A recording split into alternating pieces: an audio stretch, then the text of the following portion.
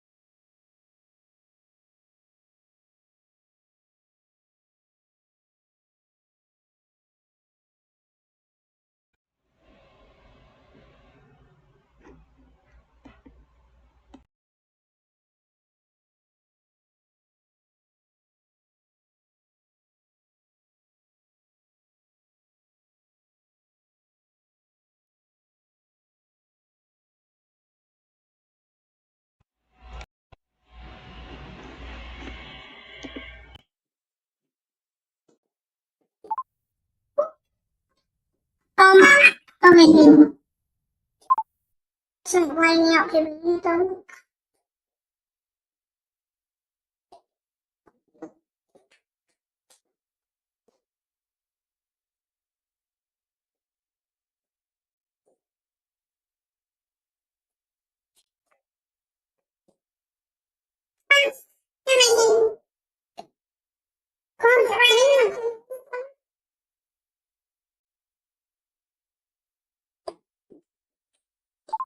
Yeah, it doesn't work. Why is it echoing?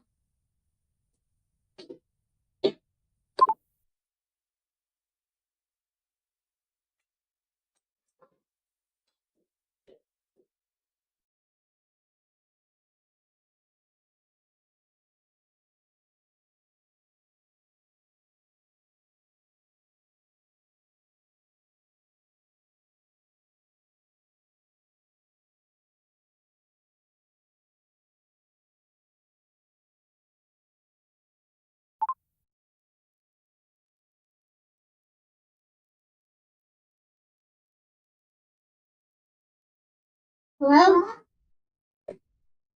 I still hear the echo. Wait,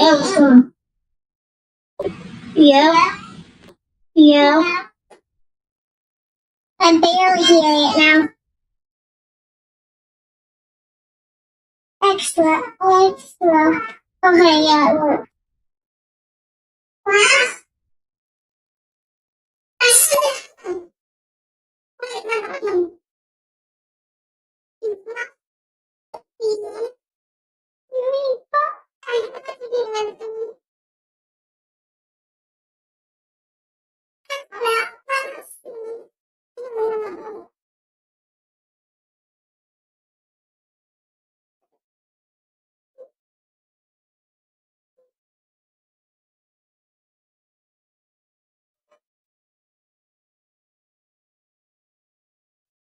Oh my god, I can use the microphone.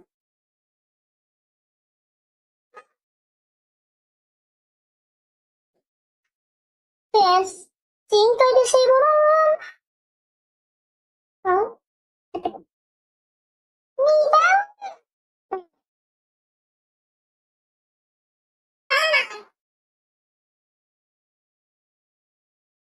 Time for the first video. Let's see when the...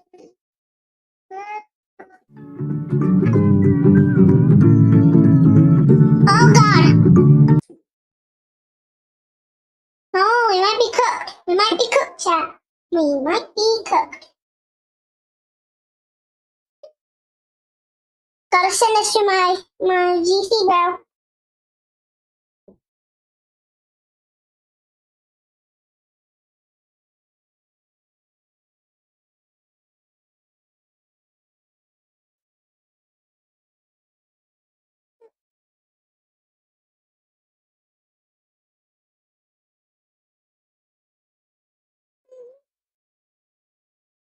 Gotta see.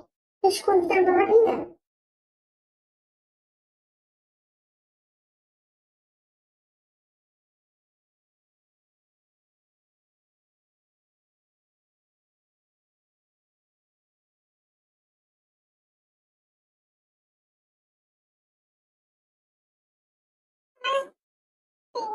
It's...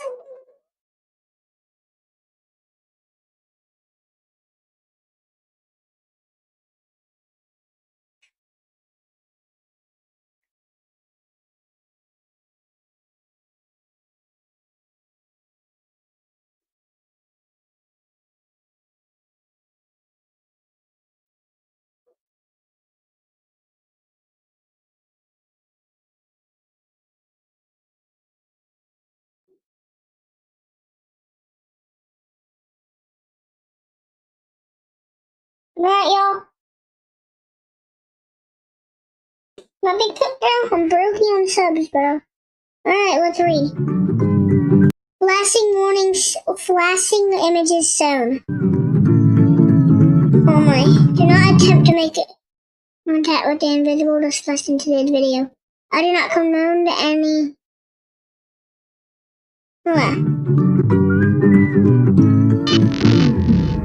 Oh my god, bro. Creepy accounts pretending to be kids. I came across a reel randomly, and it's led me down this weird rabbit hole of people using AI or dressing up pretending to go to school. They all seem to have high heels, check images in them. Is this an age play thing or something more sinister? Literally anything helps as I keep trying to look for answers. This post was made to the subreddit r/Instagram by the user numerouscut792 on April 15th, 2024. It featured screenshots of 3 bizarre-looking Instagram pages they had encountered earlier that day, with OP expressing concern that something truly disturbing was happening with these users. And those in the thread agreed. What the actual fuck? Found all of them and blocked them all. Truthsticks11 is seriously creepy to me. I've been trying to find more about them but can hardly find anything. Very weird account to say the least. The 3 accounts apparently belong to 3 different children. However, when combing through their posts, the content seems to imply something much more bizarre was afoot. Something truly disturbing. This post would be the start of a story that would eventually be picked up and shared all across the online world, becoming one of the more notorious internet mysteries in recent memory, as these accounts revealed an unending rabbit hole that is still being traversed to this very day, in an ongoing investigation into one of the most depraved oddities ever found on Instagram. This is the emerging story of Smart Schoolboy 9. 1, 2, 3, 4. Yeah, so in this intro, bro, we're already hooked. We already just hooked.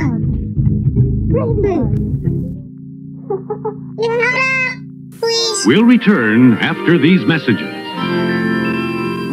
Before we get too far down this rabbit hole, I want to first thank today's sponsor, AG1. AG1 is a daily foundational nutrition ingredient. I get that oxidant 1 has been a healthy but better, and it's in the bio of the first actor by Beautiful Boy, an account looked after by me, a degree-educated mother choosing to stay anonymous. This was the bio of the first account pictured in the Reddit post, an account named Truthsticks11, which was said to be operated by a 12-year-old boy and his mother. Back in October of 2021, the duo would make their very first post, kicking things off on a somewhat concerning note, though not for their own page, but instead another account on the platform. So, that's the account run by a man pretending to be a boy. The video was created and posted by the mother for the sole purpose of warning others of a specific user who had been posing as a child online when in actuality he was a grown man who did this in order to get close to and exploit other children across the platform. It's the grim reality of this online world, as predators will do just about anything to get closer to children, and it's a reality often unrealized or even ignored by parents, which makes it almost refreshing that this mother was out here trying to raise awareness. These posts would become the crux of the account early on. They would call out this user and their many accounts again and again, eventually going more in depth about what this person would actually do, claiming that they had a strange perversion to dressing up as a young schoolboy. Does he wish he were a young boy in a school classroom, looking nice and being successful at school? Yes. This theme of calling out online predators would remain consistent throughout the years on Truth Sticks 11. However, after some time, the mother behind the account began to use the page for its initially intended purpose, to share photos of her son. The photos began reasonably normal, and would show this young boy studying at school, accepting awards from their principal, and even school presentations in which their son had attended, with the captions often boasting about how intelligent the young boy was. Though over time, the photos began to grow stranger.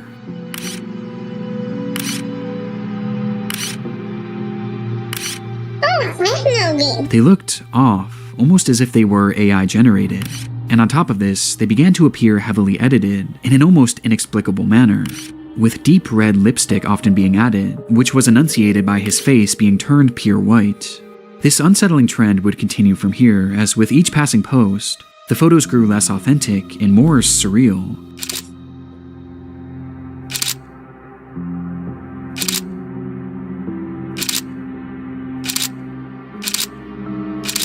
Until they became straight up disturbed, even sickening. These bizarre edits spilled over past just the images too, as the posts began to appear as disjointed collages, often showcasing multiple grotesque images and paragraphs about how much this user loved school. And this wasn't the only shift either. At some point, the son behind the account began posting content that allegedly came directly from him, saying things like, "My really cool mom asked me if I'd like to post, and I said, yes please." He even shared supposed videos that he had filmed of himself, which were equally as unconvincing as his photos, and somehow even more chilling.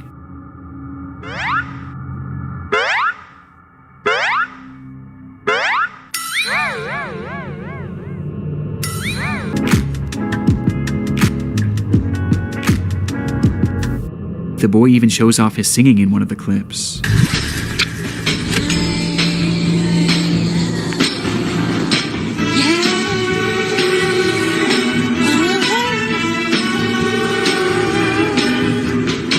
Though their voice sounds off. The account was overall anomalous and extremely off-putting. And though this content was visually alarming, another aspect made it even more so concerning, as over time, many of the images began to resemble CP, showcasing these fake AI children in explicit positions, with their faces sometimes even being photoshopped onto scantily dressed adult bodies.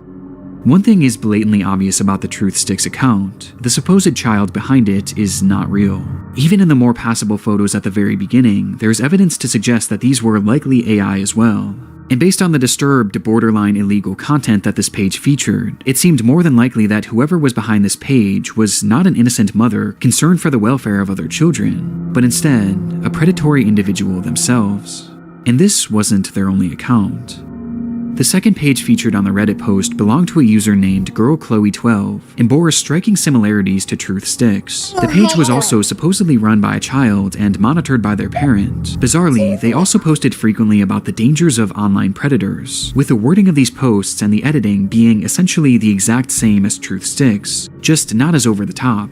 These two accounts even frequently interacted with each other, thus providing a substantial link on its own. But by far the most compelling link between these pages is one that is easy to miss at a glance, with that being a blatant obsession with high-heeled mini boots.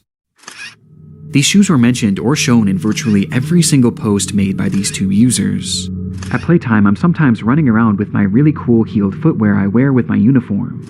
After coming home from school, education isn't over for the day once the blue blazer, gray jersey, neat tie, white shirt, tailored close-fit gray trousers, and black heeled mini boots are in the wardrobe. No matter what they discuss, school uniforms and mini boots were always a talking point, which adds confirmation to something that is already becoming apparent. A little bit. This is fetish content, not too unlike the bizarre accounts in the Pipergate rabbit hole. Fetish content centered around children. And what makes the Chloe account so disturbing is that AI was seemingly not used, and rather the images seem to be of actual children. Despite this disturbing distinction, these two accounts are cut from the same cloth, and all signs point to them being created by the same person. A person who, despite their constant warnings of the dangers of adults pretending to be children online, seems to be doing the exact same thing, as part of some sort of So, how does that have to do with Smart Schoolboy 9? fetish. The extent of which we'll discuss later. But for now, one thing was for certain. These pages were not run by children, or their parents. So, who created them? Well, that brings us to our third and final account shown in that initial post. No. Smart Schoolboy 9 was much the same as the other two accounts. They warned of online predators, obsessed over high-heeled mini boots and school uniforms, and posed as a child despite clearly not being one. But Smart Schoolboy was different in one key aspect. The person behind the account was pretending to be a child, but they were doing so in a much more apparent manner, as they didn't use AI or stolen images of other kids to form their identity, and instead, they used photos of themselves. Yeah, bro. In the images posted on the account, you see what appears to be a fully grown man, dressed in a schoolboy's uniform. His face is painted pure white and has bright red lipstick, and he's, of course, wearing high-heeled mini boots. Characteristics that were all utilized across the other accounts, only this time it was done on himself, as he poses as a child pretending to go to school, as well as pretending to go through other life events common for preteens. And the photos aren't even the most disturbing part, as the account consists primarily of videos.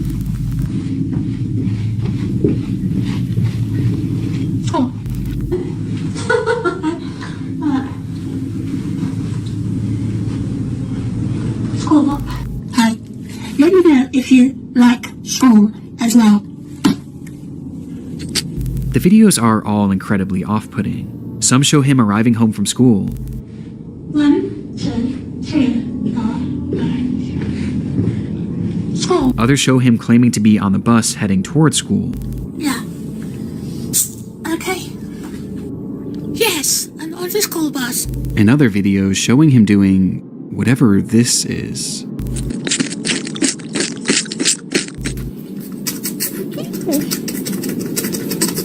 Bro's not a little baby, bro. There's not no pacifier. With these strange in sounds bro. and the process of sticking his tongue out appearing to be part of his I'm fetish. just joking, bro. I don't want him saying this if he even didn't see it.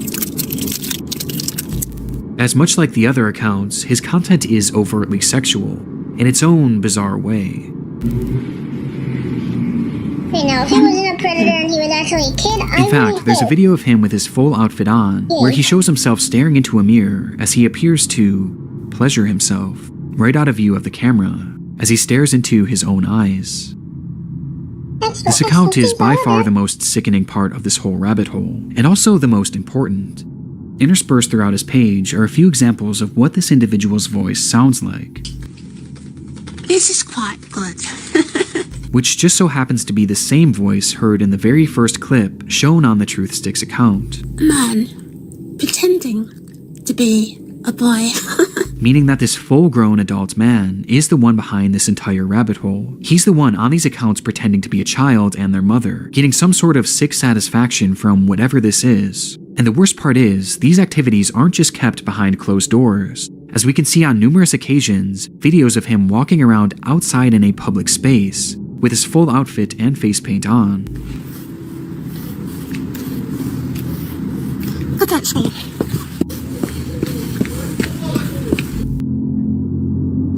It's truly one of the strangest things that I've ever seen. There's no way a school actually is falling for that. I'm not trying to be mean, but no one's falling for that game. They literally have a list of who's and a list of what kids are in there. Because, but at the same time, you can have truth. And making sense of what this all is extremely difficult. But based on the information found from this first Reddit post, a few likely conclusions can be put forward. This man is clearly attracted to the idea of being a kid, and I think OP was correct when they speculated that this was some sort of age play thing, but it's also clearly much more than that too, as based on the images that he's created himself, he clearly has some sort of attraction to other children as well, as he's quite literally created faux CP, the likes of which is so disturbing that I can't even really describe it here either. He's creating fetish content, and he's using the likeness of children, and also some children that are clearly very real people, to do so. That much is obvious. But there was also the possibility that he was pretending to be a kid in order to exploit other children across the internet. At this point though, this was merely speculation, with much of the Smart Schoolboy 9 case remaining a mystery, and the rabbit hole was only getting deeper from here.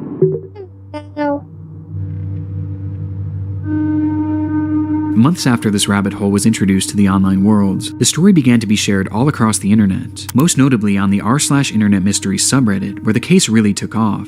There, internet sleuths began uncovering just how vast And what the heck? And who the heck is Stormy Door and what the heck is his profile picture? Anyways, what are the police doing? They need to start doing something. Can't y'all just trap? No. But still, you need to at least try something. Wait, who's the police? The speculator? I don't know if they're doing anything. this web of accounts actually was, as it wasn't just these 3 pages. No, there seemed to be over a dozen, and likely even more that we still haven't found, as he's created his own sort of community, his own little world, where across each page he pretends to be a child, with these accounts typically following each other and frequently interacting, seemingly to make these characters appear as though they have real friends. On one of these pages, 12 Stockwell Joanne, he poses as a 14-year-old girl, using more AI images to depict explicit positions of this manufactured child, which I obviously am not going to show here. Though much like his Chloe account, he also shows images of very real young girls. But this isn't the most concerning part of this account, as on numerous occasions he's shown images of children at a playground, which he may have taken himself. This fantasy of being a schoolgirl and taking part in these school-centric activities is something carried over throughout multiple of his accounts, with his most common alias being Stephanie, of which he has numerous different accounts featuring that same name. Yeah, I'm Stephanie. This Stephanie character claims to be a 12-year-old aspiring poet, with accounts all across the internet, many of which showcasing examples of her poetry, which carries on those same distinct sexual undertones. I race to complete my poems when I've got an early start, heart racing, mixed rhythms, maximizing miracles, rice with rap, and on the map, my Kennington, London syllables, dancing though I know my underwear might show if I lean forward. Good. Stephanie Stansfield, 12. But digging even deeper, her poetry has even seemingly been featured in various articles and even newspapers, showcasing that this rabbit hole extends far past just the online world. This act is clearly their obsession, and he's been doing this for years, with the earliest examples that I could find coming from all the way back in 2018. And this Stephanie character seems to be his go-to alias, embodying it in even the literal sense.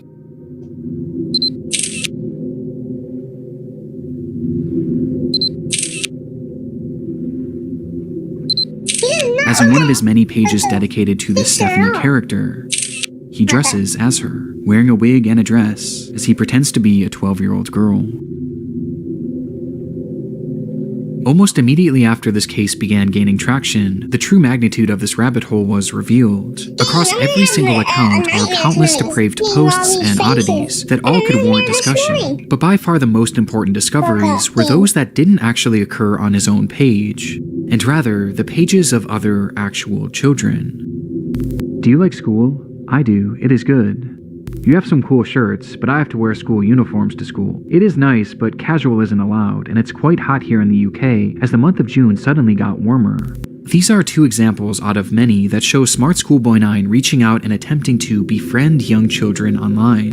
In one comment, he even warns a child about other comments from bad people, stating that, "It happens to most boys in our age group, but stay safe, stay cool, don't be dismayed by creeps." This is our best evidence that these accounts weren't just made for age play. No, he's actually posing as a child in order to make friends with other children. And given his overtly sexual interests and aversion to CP, it's not hard to gather why he was doing this. And these examples are only what we found so far. It's possible that there are dozens or who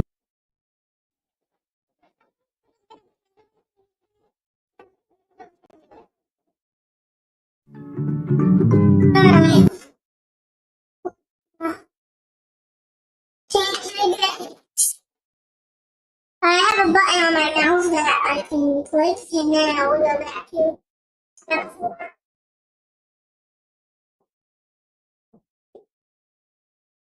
And we'll do this. And then we'll do this one after.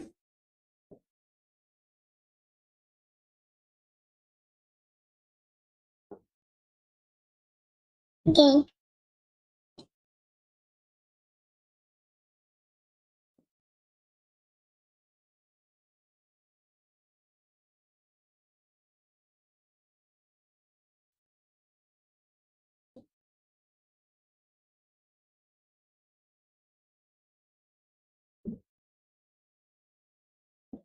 Is there another one?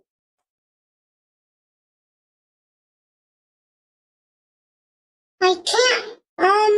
We'll just do this. We'll do this one, y'all.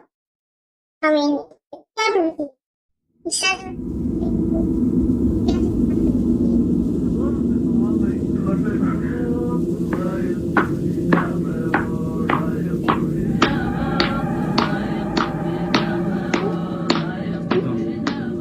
It appeared totally innocent. In a small room somewhere in the Kohistan region of Pakistan, 4 women sat on the floor, each clapping their hands and singing a traditional Kohistani song.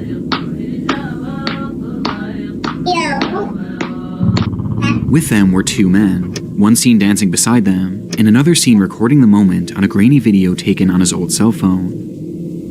The footage captured the impromptu after-party of a wedding that the women and men had separately attended earlier that day, an event that transpired sometime in May 2010. Shortly after this recording ended, the group dispersed, and each person returned to their respective homes, where the celebration eventually became a distant memory, their lives continuing on as if it had never even happened. At least for a time. Approximately 2 years later, the whereabouts and safety of every individual shown in this video would be called into question, following a disturbing admission from a Kohistani local. An admission that began a multi-long-year search for answers to a conspiracy that traced back to the very moment this recording began. A moment that may have ultimately sealed the fate of 9 individuals, in what has since become known as the 2012 Kohistan video incident.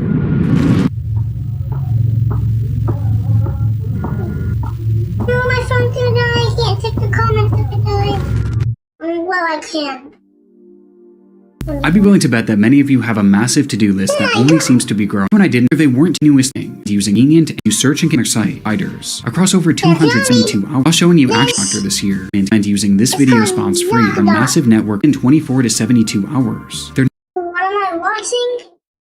Bro, Kenford, if that's you, you're not slick. But, Nick Crowley, the internet's deadliest video. I knew it was you, Kendrick, but that it's Nick Crowley, the internet's deadliest video. That's what I'm. Their network includes over 150,000 providers across over 200 specialties, and I can search for whatever specialty. No one cares about that's literally rapid and. Oh my God, that's you right there, Kendrick. On June 4th, 2012, a press conference was held in the city of Abbottabad, Pakistan. The speaker, a man named Afzal. Oh, I'm gonna clap y'all on me. Awesome.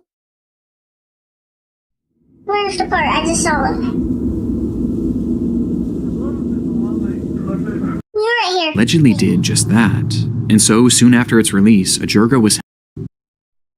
They'll hold something called village lives in its own and enforced in the intersection. As a result, when this footage was passed around, it was actually viewed as evidence of crimes committed. The long trek from his home in Kohistan. Alright, we're back. We're back to it.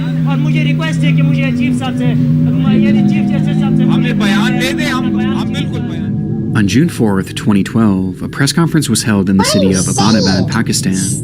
The speaker, a man named Afzal Kohistani, made the long trek from his home in Kohistan, high in the mountains, to spread the word of a horrific incident that had occurred in the previous days. And he didn't just have a story to tell, but he also had a video to share.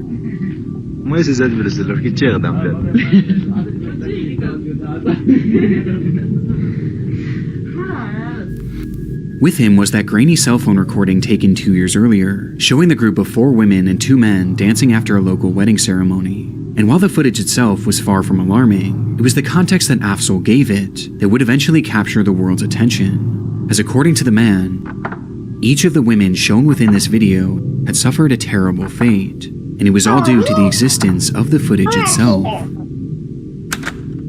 For years, the video had been lost on one of the men's phones, buried in a sea of other media, and destined to be seen only by his eyes. But fate had different plans, as for unknown reasons, in May of 2012, that footage leaked online. There it went unnoticed by most of the world, as in all honesty, the video itself just isn't that interesting. But in Kohistan, where it was filmed, it went completely viral. It was shared from villager to villager until practically the entire region had seen it, with it becoming a point of discussion for most. As for locals of that area, this video was far from normal. In fact, for many, it actually depicted evidence of a crime. Kohistan is a region bound by its traditions. For centuries, they've tried to preserve their culture and way of life. So much so that any breaches of said traditions are taken so seriously that they're viewed as legal matters. And in this footage, the women could be seen breaking several of them. For starters, women in Kohistan are not allowed to congregate with men from outside of their families. Doing so is blatantly illegal, and in this video, the women and men have no relation. On top of that, they're also from different villages, which is another infraction. But perhaps the biggest crime committed in this clip was that the women were clapping and singing in the presence of these men, despite the area having strict rules against dancing with members of the opposite sex. As a result, when this footage was passed around, it was actually viewed as evidence of crimes committed against Kohistani tradition, and it was taken very seriously. Now, despite being part of Pakistan and falling under its laws, Kohistan is unique in the sense that geographically it's next to impossible to effectively govern. It's nestled in the intersection of 3 major mountain ranges, making accessing it very difficult, and enforcing the country's laws next to impossible, as the area practically lives in its own isolation. Instead, the region is composed of largely self-governing villages who have their own sets of rules that they play by. And when a crime is alleged, they'll hold something called a jirga, which is essentially a tribal council comprised of village elders who determine if the party or parties are guilty and what their punishment should be. And oftentimes, these punishments will be most harsh when the crimes committed go against their tradition. And this video allegedly did just that. And so, soon after its release, a jirga was held, and discussions about what should be done to these women began. The story that Afzal was sharing so far was one that wouldn't have been shocking to many, as this had just become protocol for villages like Kohistan. But what was shocking was the punishment that these women allegedly received. According to Afzal, once the footage was made public, all 4 of the women shown within the video, along with one other girl who wasn't pictured but had allegedly helped coordinate this gathering, had been rounded up and thrown inside a small room about the size of a closet that served as a makeshift prison. And inside, each day was misery. Every morning, the door would be opened and each woman would be doused with boiling water, causing their skin to bubble and blister. At night, the door would open again, and this time, the women would be covered in burning hot embers and coal from the day's fire. They were tortured in unimaginable ways, until finally, on May 30th, 2012, when at 2 in the morning, the jirga gave the final verdict that all of the women should be executed. The door opened one final time that morning at 2 a.m., and one by one, the women were woken up, restrained, and their throats were cut.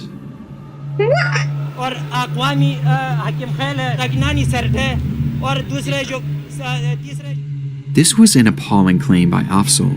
If true, what they did to these women was not only outrageously extreme considering the crime, but also very illegal, as Jurgas didn't have the right to sentence someone to death. And because of this, those watching the press conference were left horrified. नहीं हुए हैं और ये लड़कों को हम इस इल्जाम में कत्ल करना नहीं छोड़ेंगे। इसी के लिए इन्होंने 4 गवाहों Honor killings aren't necessarily a new thing in Pakistan, especially in remote villages, but this level of sadism was unimaginable, and all for a blatantly harmless gathering. And yet Afzal claimed that not only had no one in Kohistan opposed the Jirga's shocking decision, but even the family members of these women supported it. And they supported it so much so that they were the ones who carried out the torture and the eventual killings. Their fathers, uncles, brothers all partook in scalding them with water, burning them with embers, and cutting their throats, and no one tried to stop it. Except for Afzal.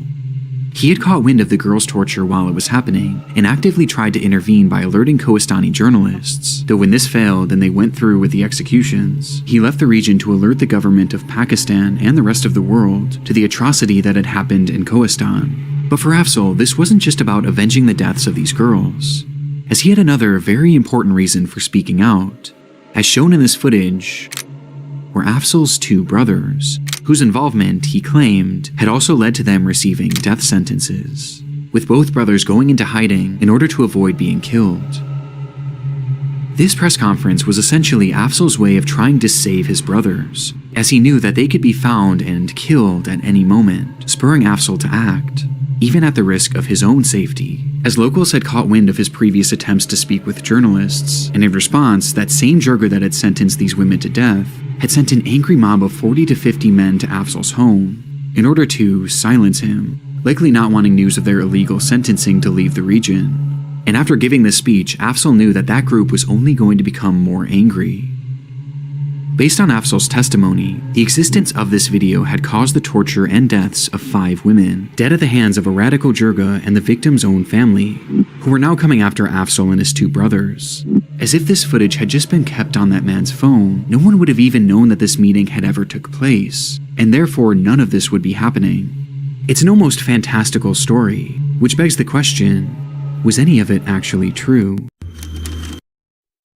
Women in Pakistan's Kohistan who allegedly singing and dancing with men at a wedding party were killed after a tribal Jirga committee of elders ordered their execution. Afzal's story immediately made the front page news in Pakistan, but it wasn't without its controversy. At the end of the day, a story is all it was. He had no semblance of proof to back up his claims. In fact, Afzal himself never actually witnessed the crimes that he spoke of. He had simply been told about them by others who had, leaving the public perception to his story mixed.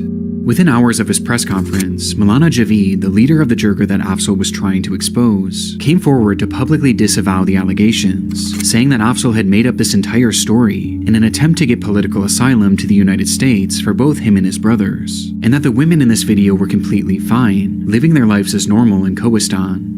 Both sides made their claims, but both sides offered no evidence, turning the story into a confusing case of he said, they said.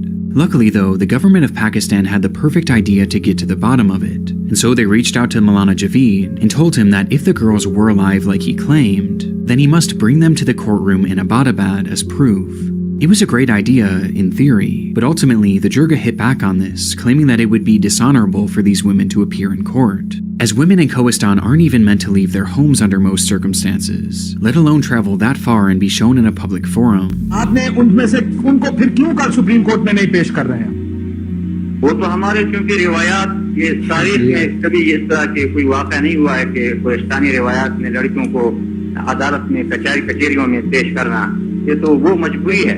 ये बताइए वो खवातीन जिंदा है या मर गई? वो तो हमारे इल्म में जिंदा है।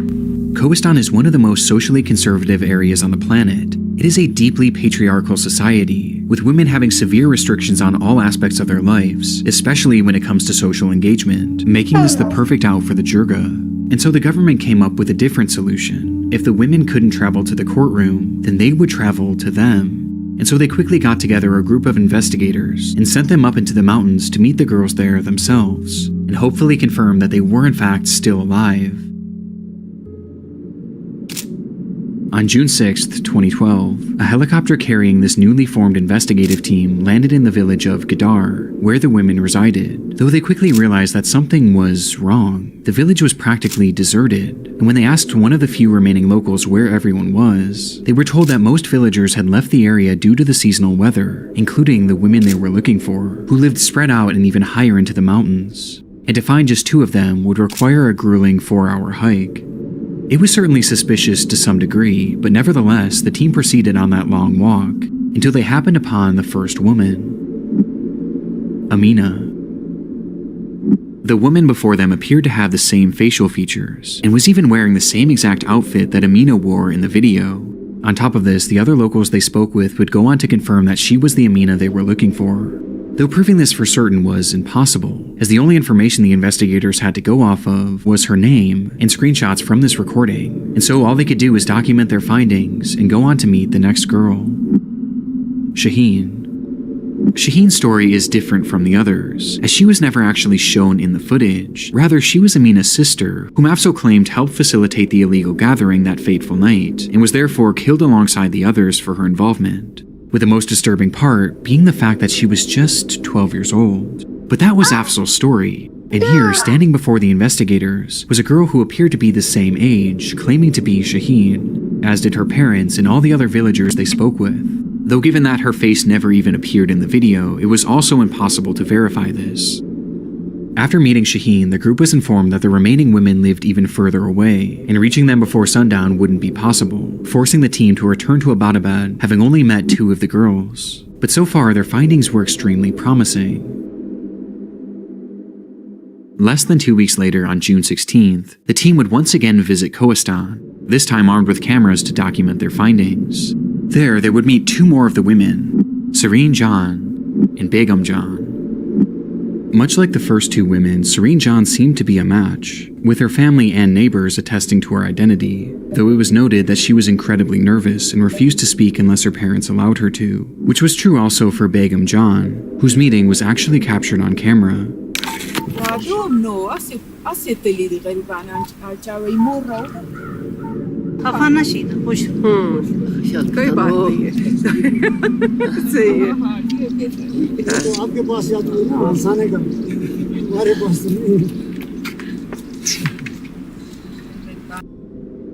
It was evident how nervous she was. She could hardly even force a smile, and didn't speak a single word.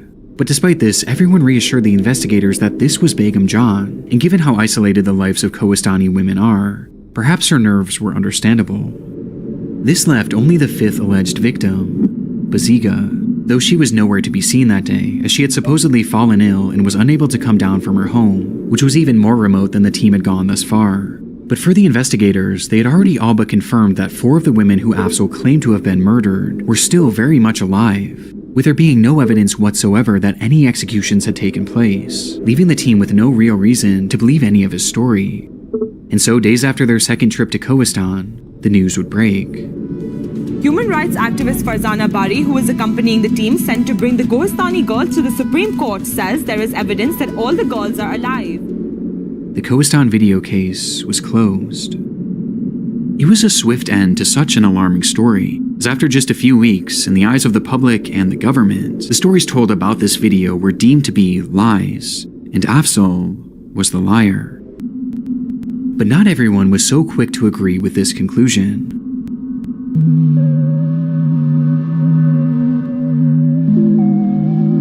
There were obvious flaws in this fact-finding mission, the most glaring of which being that all the investigators had to go off of were blurry screenshots and some names. In fact, Dr. Farzana Bari, one of the investigators sent to Kohistan who actually met with these women, would later go on to publicly state that she was unsatisfied with their findings. As though the women they met looked similar to those in the video, they weren't able to conclusively prove that they were who they claimed to be, just given the resources available to them. But if these weren't the women in question, then who were they? Why were they pretending to be them? And why was the entire village lying about it? Well, this spread the conspiracy theory that the women the investigators met with were merely actors, coerced into pretending to be these women as part of a cover-up to disprove Afzal's story. A cover-up that had to be so massive that the entire village was in on it. It seems unlikely, But there was a vocal minority in Pakistan that truly believed this, including Afzal himself, as in his mind he was certain that those women had been killed, and that he and his brothers were next.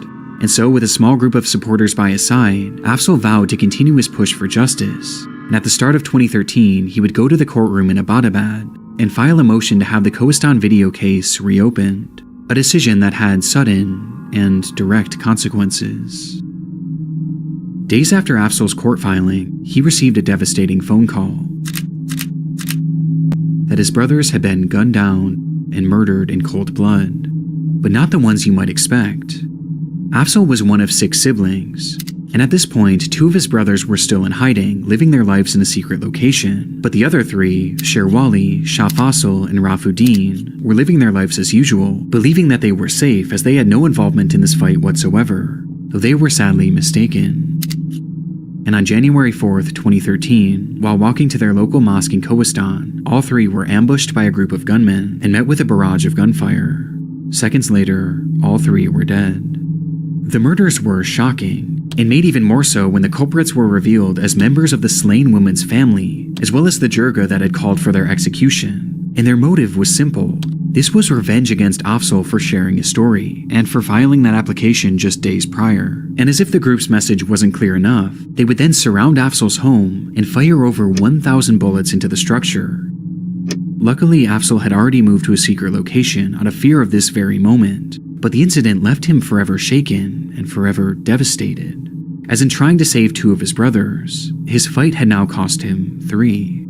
But there was at least one minuscule silver lining, with that being that the jirga and the woman's family had now proven themselves to be murderous. But this didn't necessarily prove that they were actually the ones who killed these women. That was still just a theory, and a far-out theory at that. I mean, in the eyes of the Pakistan government, these women couldn't have been killed, as their investigators had literally met face-to-face with 4 of them.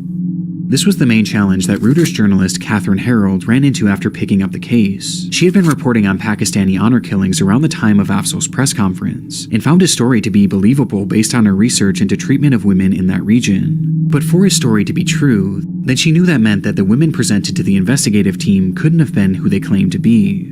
And so, she took an image of Begum John, the woman who looked particularly nervous during the investigation, and Begum's official government ID photo, and sent them both off to Digital Barriers, a company specializing in facial recognition technology, and asked them to compare the images and determine if these 2 women were actually the same person. The comparison came back at just 17%, or in other words, they weren't a match. This means that by all likelihood, this woman, the woman shown to the government as proof that Begum John was alive, and who the entire village identified as Begum John, was in fact an imposter. It's a revelation that shifted the entire case. Suddenly, this once far-off conspiracy theory was proven to be at least partially true, and if someone had been impersonating Begum John, then it was more than possible that the same had been done with all the other women. And just like that, the Kohistan video conspiracy was in full effect. The government of Pakistan, however, wasn't convinced by the findings. In their minds, they had already investigated these claims, and they had little interest in reopening the case. But Afzal persisted, and he continued doing anything he could to get this case a wider audience, and force the government to reinvestigate. He did interviews on TV, filed motions in court, and even ran for office in Kohistan. But no matter how hard he tried, hardly any progress was made. Until eventually, years began to pass. The agony of waiting was hell for Afzal. Despite some of the women's family members being thrown in prison for the murder of his brothers, many were still walking free, and as were all the members of that original jirga, meaning that every day represented new risks to Afzal's life, new risks to his brothers' lives, and new risks to the lives of the women in Kohistan.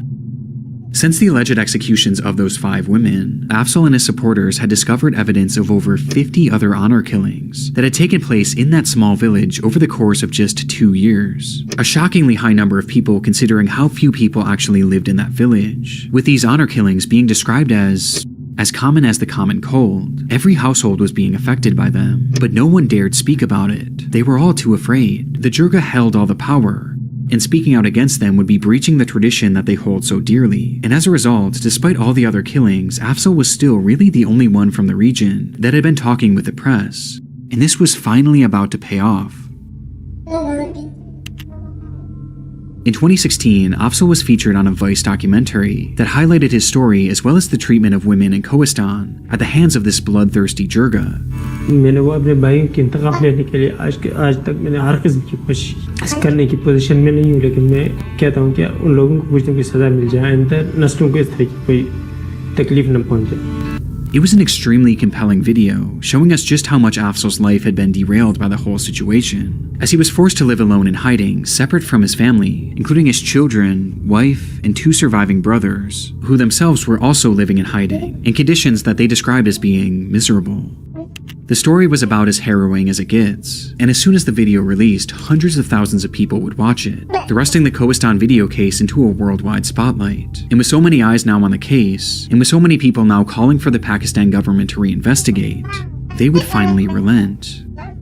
That same year, in November of 2016, the government called on that jirga once more to bring these women to Abbottabad and show them in their courtroom so they could personally verify that they were still alive. And this time, they outright demanded it. Failure to comply would essentially be seen as an admission to these murders.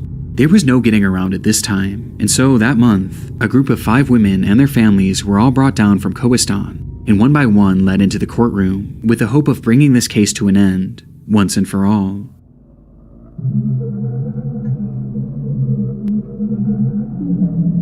To protect the women's honor, no photos or videos were allowed in the courtroom, meaning all we know about what happened inside comes from officials' descriptions afterwards. The first thing noted was the conduct of these women. The girls produced were observed to be extremely nervous and frightened. They were hardly able to respond to queries. They had incompatible reflexes and face expressions. In response to most of the queries, it was commonly observed that they were supplied with words from elders, especially about their ages and husbands. The girls were terrified, too terrified to speak for themselves, and instead all their answers were fed to them by accompanying elders. But the strangeness of their mannerisms pales in comparison to the strangeness of their appearances, with the most bizarre being Amina. By appearance, she was about 15 years old. Reportedly, the video was shot back in the year 2010, and it surfaced on the internet in 2012, if we subtract 6 years from Amina's years, whereas her age at the time of the video shooting would be between 8 years or 9 years, whereas the women visible in the video looked to be aged between 20 years or 22 years, back in the year 2010. The girl that they brought to court claiming to be Amina was just a child, and based on her appearance, she would have been as young as 8 years old in the video, which clearly isn't the case. I mean, these are fully grown women. And the same was true for Serene John. By appearance, she was not more than 16 years or 17 years of age, meaning she would have been aged 9 years or 10 years in 2010. Along with this, neither she nor her father was able to tell her birthday or her age. These girls were clearly not the women from the video. They were just acting. And while these seemed to be feeble attempts, there were other aspects that made it obvious just how desperate this jirga was to try and pass these girls off as real, with the most upsetting coming from the girl who claimed to be Amina. Now, Amina actually had her fingerprints on file with the Pakistani government already, and so naturally they went to collect this girl's fingerprints in order to compare them. But when they attempted to do so, they came back blank, which is when the officials noticed that the tips of her fingers had been burnt off. And it wasn't just her thumbs. Every single finger had the tips of them scorched off. On the spot, all 5 girls brought into that courtroom were determined to be imposters, victims themselves who were forced into pretending that they were the women seen in this footage. And considering the jirga's desperation and the lengths they went through to now twice try and pass off different women as those from the video, it was clear that something awful had happened to the actual women, something that they didn't want to ever get out. And with that, almost universally, the world fell into agreement that Afzal had been telling the truth all along. But any celebration from Afzal would have been short-lived. Months later, a fire erupted in a small home in Gadar, the village where all of the women once resided. And inside that home, 2 women and 3 children were trapped and would tragically burn to death. It was an awful tragedy, but according to the local jirga, it wasn't an accident, as in its aftermath, they alleged that Afzal was the one responsible, claiming that he had started the fire in retaliation. This claim was complete hearsay, and there was no evidence whatsoever linking Afzal to the blaze. In fact, he wasn't living anywhere near the area at the time, but nevertheless, Afzal would be arrested for the murders of 5 people. It's a gut-wrenching development and follows the trend of horrible misfortunes that Afzal suffered in trying to blow the whistle on this crime. But as his sentence commenced, the Kohistan video case continued making its way through the legal system until July of 2018, when the news came in. It was officially determined that Serene Jan, Begum Jan, and Baziga had all in fact been tortured and murdered by their families on order from the Jirga, with the confirmation coming as a result of confessions made from their own family members. And the entire time, the village had been working together to conceal the truth in what was described as a massive, coordinated conspiracy to cover up their crimes. Now bizarrely, this revelation stated that the other two girls were actually still alive, as they weren't mentioned in any of the confessions. However, given what unfolded in court, this is universally doubted to this day, as most are in agreement that every woman shown in this video was in fact murdered 2 years after its recording, just as Afzal had claimed. It's unlike any story I can remember hearing. One video, one wholesome, lighthearted video for that matter, is responsible for 8 murders, as not only were these 5 women killed because of it. Wait, 8? It says 9 on the cover. But Afzal's 3 brothers were killed as a result of him sharing it with the world, making it perhaps the deadliest video I've ever come across. But as suggested earlier, this footage isn't considered responsible for the deaths of 8 people. It's considered responsible for the deaths of 9. The confessions in 2018 didn't lead to any immediate convictions, but it was at least proof in the eyes of the public that these murders took place. And this was followed by Afzal finally being released from prison in early 2019, a full year and a half after he was unjustly arrested. But despite being free, Afzal was hardly out of the woods. The case wasn't officially over yet, and he knew that the family and the members of the Jirga were still out there. In fact, around the same time, the family members who were initially convicted of killing Afzal's brothers were mysteriously released, for reasons that weren't specified, and they were likely now more angry than ever. And so after being released from prison, Afzal went to a local police station to request police protection, something that the court had already granted him. But in response, the officers said no. And when he tried pressing the matter, Afzal claims that the officers became so enraged that they dragged him inside a small room and beat him. Between Afzal being arrested and now this, it almost felt as though the government and the police were now against him, which could be due to the fact that Afzal had been very public with how inadequate and downright abusive the police had been towards him. मुझे police वालों पे कोई इत्मीनान नहीं है। अभी तक police वालों ने जितना मेरे साथ जो रवैया किया है, ऐसे रवैया जानवरों के साथ नहीं किया जा रहा। हमारे जान इतने खतरे में है। And with nowhere left to turn, Afzal would post a video to his social media declaring that his life was in danger. मेरा नाम अफजल कोहिस्तानी है और मैं 2012 से यही पुलिस की जिद में मैं जलील हो रहा हूँ। एक जवान था, उसने ऐसी हालत मेरी की है कि और बहुत सबसे उठ के मुझे मारा है उसने। जिसके साथ करे, मेरे खिलाफ करे, किसी और के खिलाफ करे, मैं इस नाइंसाफी के खिलाफ चाहे मेरे खिलाफ कुछ भी करे। Days later, on March 6th, 2019, Afzal arrived in Abbottabad to testify in the Kohistan trial, though he never made it into the courtroom. As he sat in the back of an unmarked truck waiting to enter, suddenly, the vehicle was struck by multiple bullets. Paramedics would open the door minutes later, only to find Afzal laying in a pool of blood. He would never make it to the hospital. In Pakistan, the man who led a campaign to expose one of the country's most notorious so-called honor killings has been shot dead in the city of Abbottabad. Afzal's death was devastating to so many, not only throughout Pakistan, but throughout the entire world. His relentless pursuit of justice and his willingness to sacrifice his own life in order to expose these crimes was something that was championed by so many throughout the world. And he had come so close to seeing justice served, as only a few months later, 3 men were arrested and sentenced to life in prison for the Kohistan murders, each being members of the girls' families. Along with one other, a man named Masoom Khan, a member of the Jirga who was sentenced to life in prison for the murder of Afzal.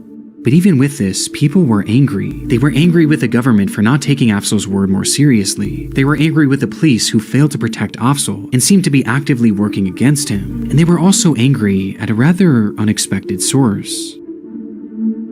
The Vice documentary made back in 2016 was undoubtedly part of what put this case back on the map and back in the court system, but right from its release it garnered criticism for something that the showrunners had seemingly overlooked, with one commenter pointing it out. Wait, hold on a minute. Isn't it dangerous to expose his whereabouts like this? In the footage used, the crew seemingly showed the outside of the hideout where Afzal had been living, as well as where his family had been hiding, and in response to Afzal's death, many were quick to blame the documentary. "You people had literally shot his location and his family's location. Damn, you killed him." By disclosing his hideout, Afzal Kohestani was killed by his enemies. This is really shameful and against the ethics of journalism. Why would you show Afzal and his family's hiding place? And while it may seem a little extreme to blame a documentary made 3 years before his murder, it's given a bit more weight by the fact that Vice had actually re-uploaded the documentary to their Vice Asia channel at the end of 2018, where it went completely viral, gaining more viewership than even the original upload. Months later, Afzal would be killed, and to this day, many still believe that Vice played an unintentional role in it. But again, this is just public speculation, and at the end of the day, it was really on the police and the government of Pakistan to protect him, and they failed. It's a heartbreaking end to a heartbreaking story, and follows this trend of misfortune that Afzal dealt with throughout his life. And unfortunately, that trend continued even after his death. Devastatingly, the 3 men arrested for the murders of these women would be unexpectedly released from prison in 2023, only 4 short years after their initial arrest. A far cry from life in prison, like they were originally sentenced to.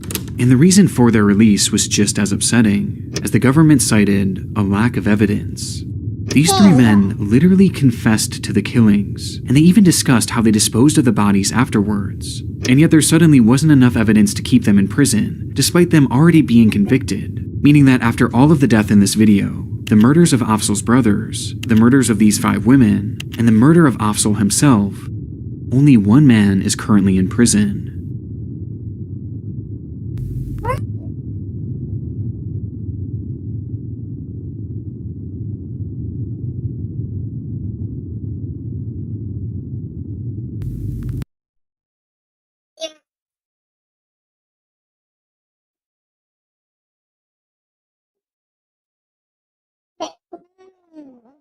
Where were we this time?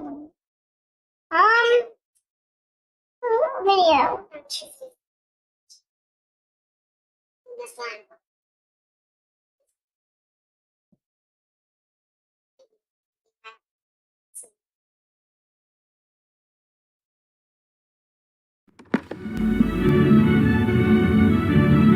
Wait, flashing light shown.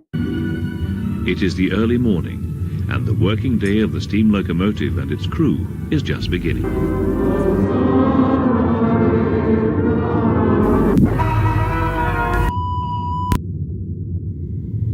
It was the 31st of August, 2023.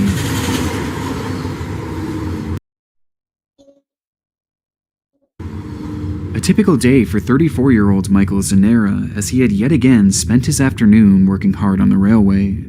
Michael was a welder who had been putting in long hours repairing train tracks in northern Italy, a job he seemed to thoroughly enjoy, as he'd often post various images and videos onto his TikTok page, showcasing this unique work that he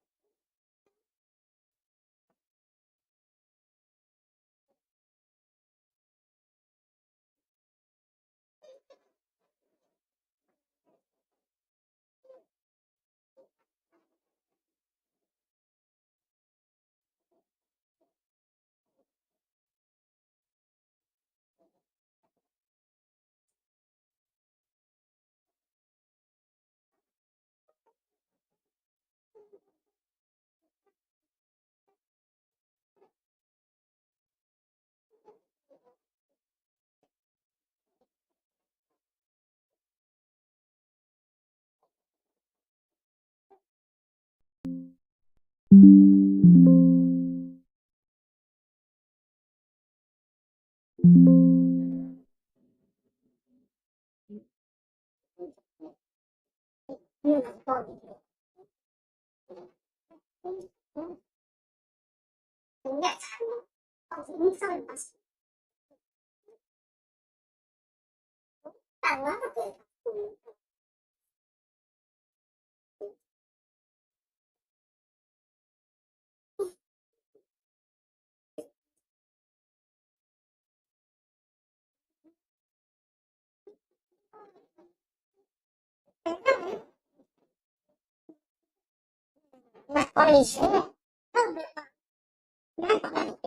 not me.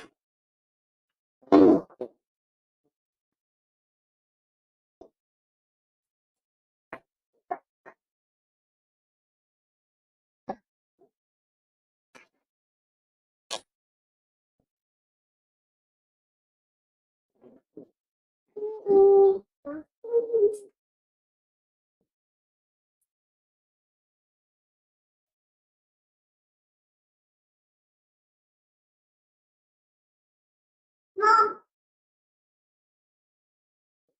you see.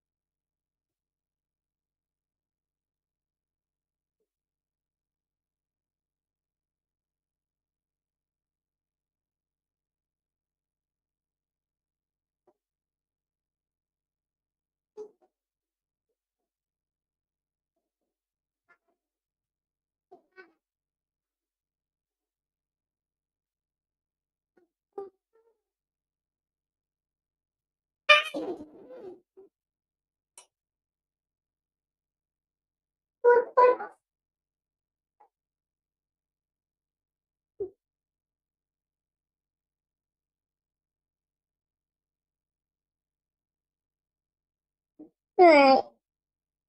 Yeah.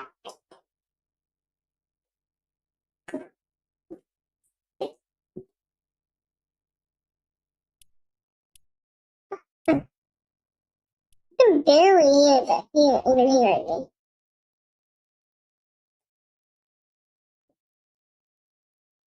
Oh my PC.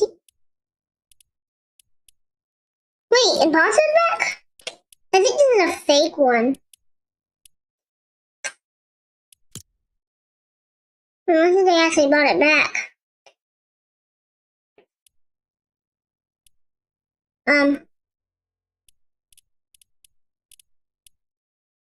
Yeah, I told you that.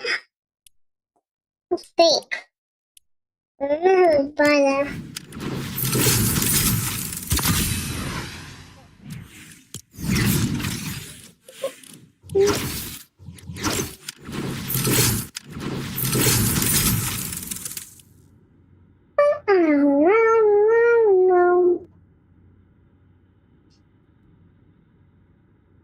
I need to get into a TikTok account. People easily watch those more.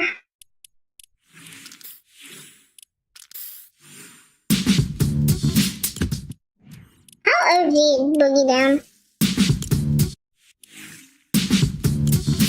Oh, it's not that OG. Really? Made in no. I thought they changed into thing. Sloan. Yeah, I think this is a girl.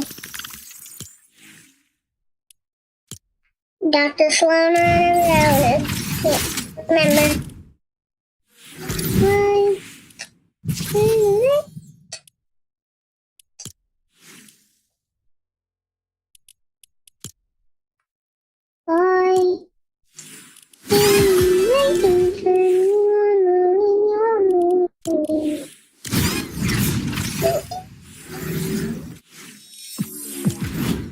What am I claiming?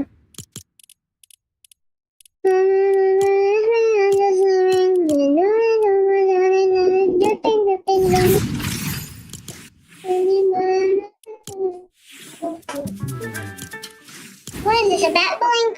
No way. The piano thing. I thought it was just... Pickaxe.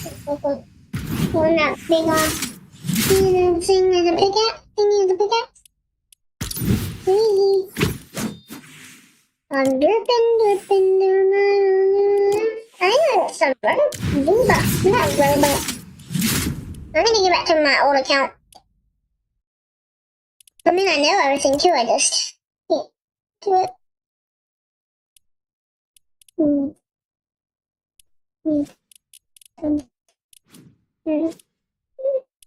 So we got Stranger Things.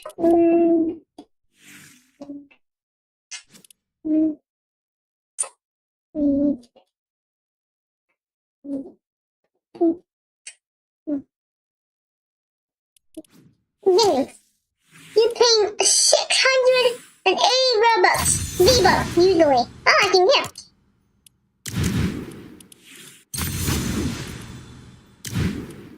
Anyway, that's enough to buy a normal Steven or whatever his name is again.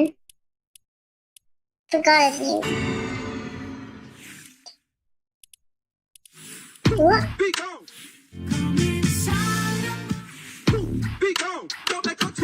What is that?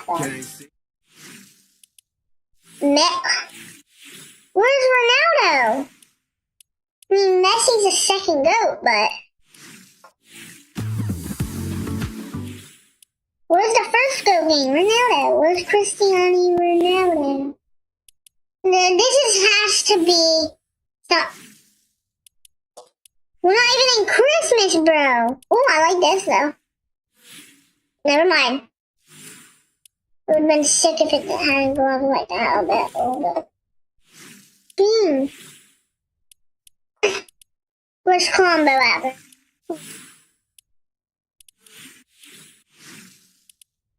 Now this is what I'm talking about, game. No, don't use that.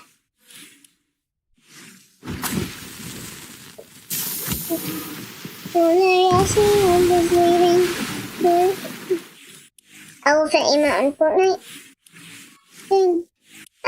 I can't even do these. Oh my. If I play a song and accidentally it'll make space and limited copyright name.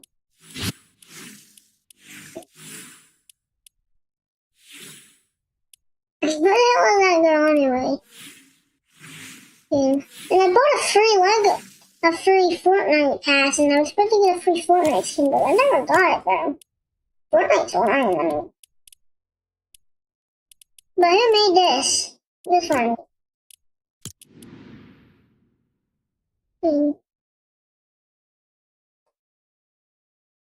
Oh, good, but it's a green. Unless if this has been by him the whole time. But I remember Epic making it impossible. Pretty sure. I don't know. I could be tweaking. Let's play a Battle Royale, a Blitz Royale Star Wars. Yeah, let's do Blitz Royale Star Wars. I love my lightsabers. Y'all know that. I mean, I hope y'all know that. I don't know. But yeah, let's do Blitz Royale so my SLP. No! Downtime. Okay. Microphone. I don't know if my microphone. I should do a duo. After this, I don't know. Audio's not bad. I'm gonna call my friend on Discord. Will we play? Maybe he'll wanna play?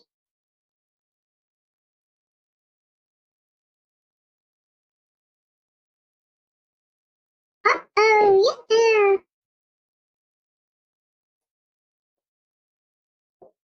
I don't hear anything.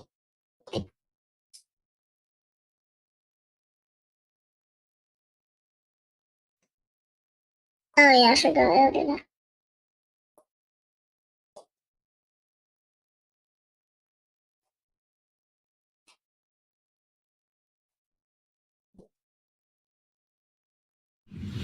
Oh! Yeah. Alright, we got whatever this gun is. Free fall. Huh? I don't want free fall. Oh.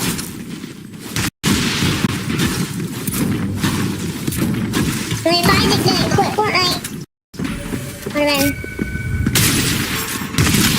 Oh, I'm not cooking right now. I might die to this AI bot. Oh my holy!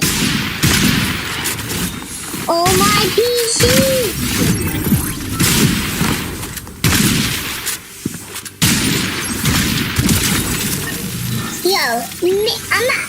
I'm not playing anymore. I'm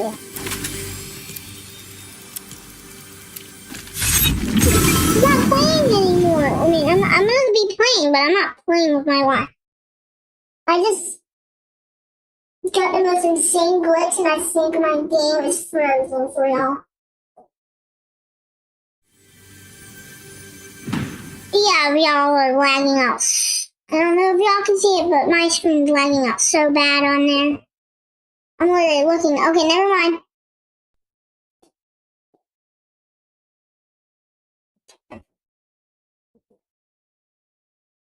I want to play Fortnite. No, I want to play Fortnite. Oh my god, I'm going to lose.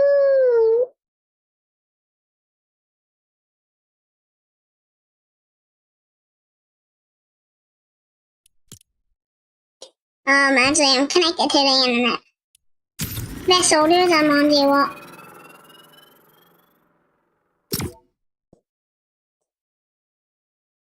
No!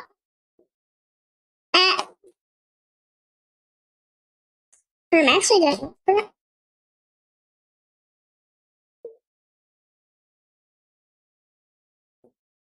If you one of you don't answer, y'all gay.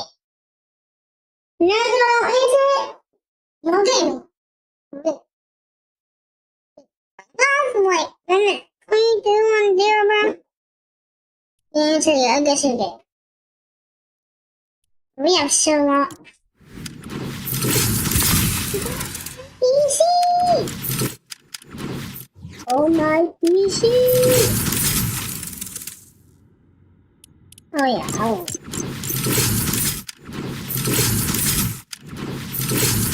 Oh yeah, baby. Baby, something. Oh hell, no! Oh yeah, no one listens to the book. Oh my PC!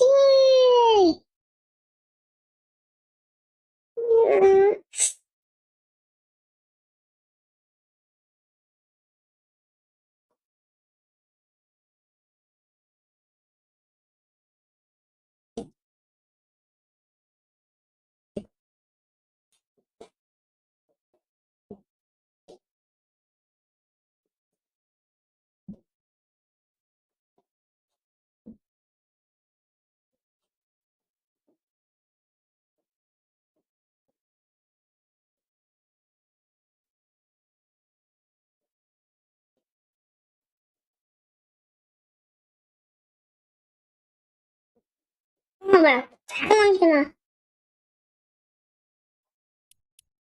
Bro, I don't wanna be no girl. Bro, my Fortnite is not cooking it, it's cooked.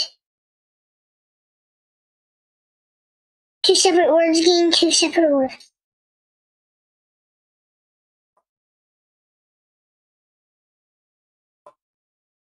I love you so much, that it's dripping through my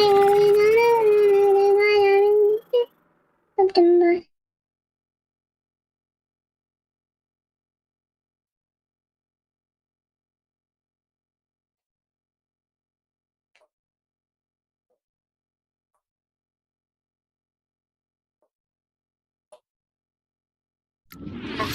No, finally, bro. It took like 500 million years.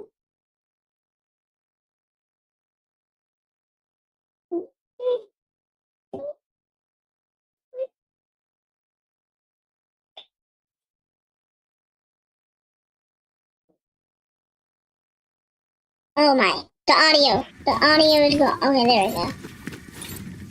No way, yay! Knock on wood. Well, I have to be good. They say I'm walking the road, kicking around with my foot.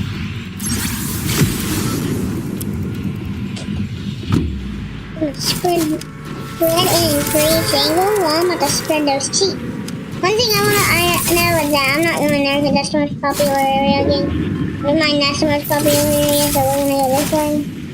This is also very popular too.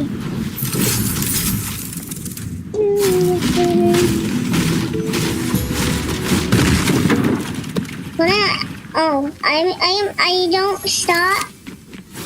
I glide a little bit.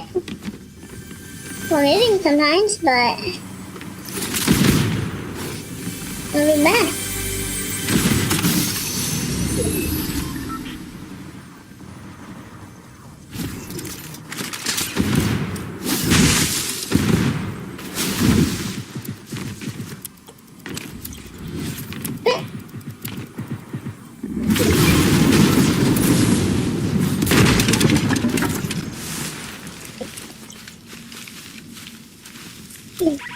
Is it there?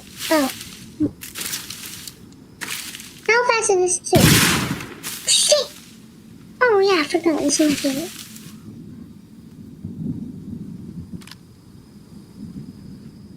I see John Wick.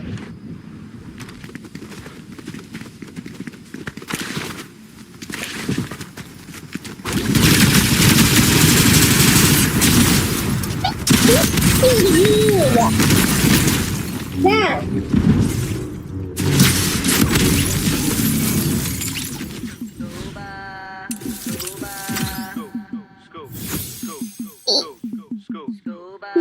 the scuba friend to Fortnite, bro.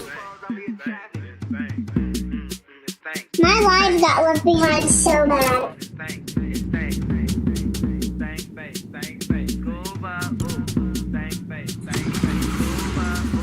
Bro, I sound like a mom.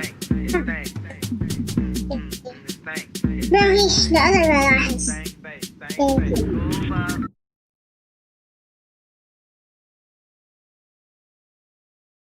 I don't know. I stand behind, bro.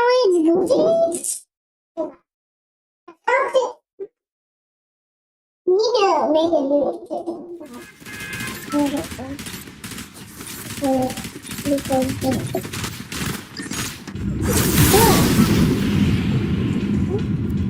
we need a lightsaber. Hey, pulling master medallion. Ooh.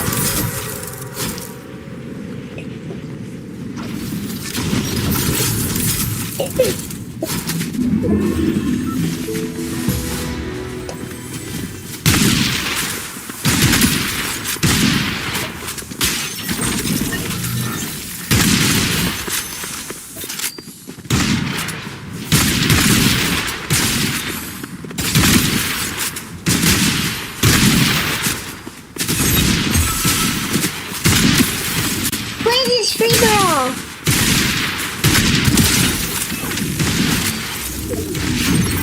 Domain expansion unlimited free ball.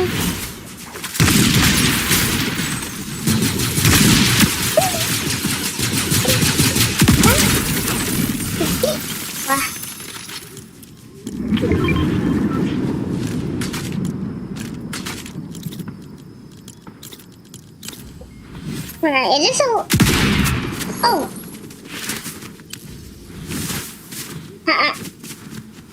My cooking or my cook? We'll have to find out. Oh. I got 4 people watching this thing. Now 3 of them. I just hit my first record though.